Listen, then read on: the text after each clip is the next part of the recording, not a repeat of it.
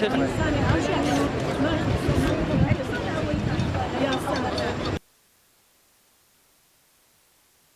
مارسی هەموو ساڵێک هەموو جیهان یعنی احتیفال بەو ڕۆژەکە لەبەرەوەی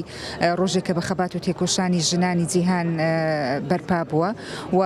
نەتەوەی یەکگرتووەکان بڕیاری لەسەر ئەو ڕۆژەدا وەکو ڕۆژی جیهانی ئافرەتان لە هەموو لەسەر تاسەری دنیا. بەڵام بەداخەوە ئێمە ئەمڕۆ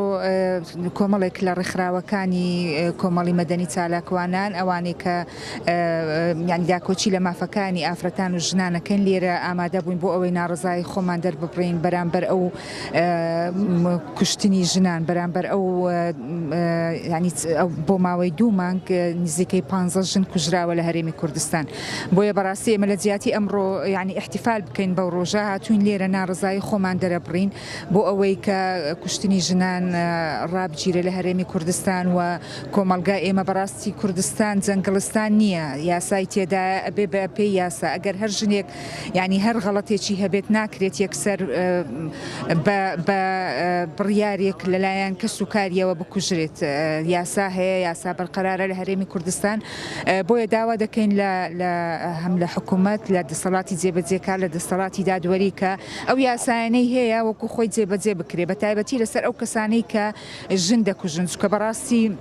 لەو ساڵانەی دوایی چەند یاسایەک هەموار کرا، چەند یاسایەک دەرچوو کە تاکید لەوە دەکاتەوە یاخود ئەو شتانەی هەمووی هەمواری کرد و هەمووی ڕاگرت ئەو یاسایانەی کە باس لەوە دەکات کە مەسەلەی ژن کوشتن لەسەر شەڕەف و ئەوانە ئەوە پێویست بەوە دەکاتە حکوومەتی هەرێم بە تەواوەتی ئەو یاسایانە جێبەجێ بکە و تەبیعی پەرلەمانیش دەبی بە داچوونی خۆی بۆ ئەو یاسایانە بکات کە بە تەواوەتی جێبەجێ بکرێت لەسەر ئەو کەسانەی کە ژن دەکوژن.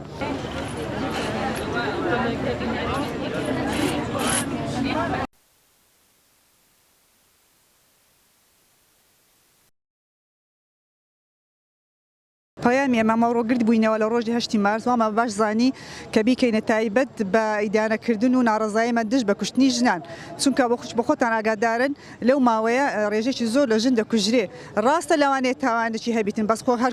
کوشتن چارەسەر نییە،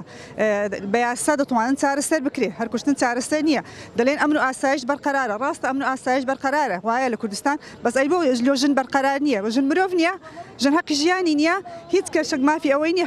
حەقی ژیان لەیز مرۆڤێک بستێن و ئایا ژن بێ یان پیاو بێ، بەس بە ڕێژەیەکی زۆر لە ژنان دەستێنرێتەوە ژن دەکوژرێ بە ناحەقی. ئەمە ئیدانەی ئەو تاوانان دەکەین، هیوادارین کە حکوومەت گوێ لە دەنگمان بێ، دەنگمان دەگەین بە حکوومەت بە بەرپرسان کە ئیدانەی ئەو تاوانە دەکەین و پشتگیریمان بکەن و ژن کوشتن بوەستێنن.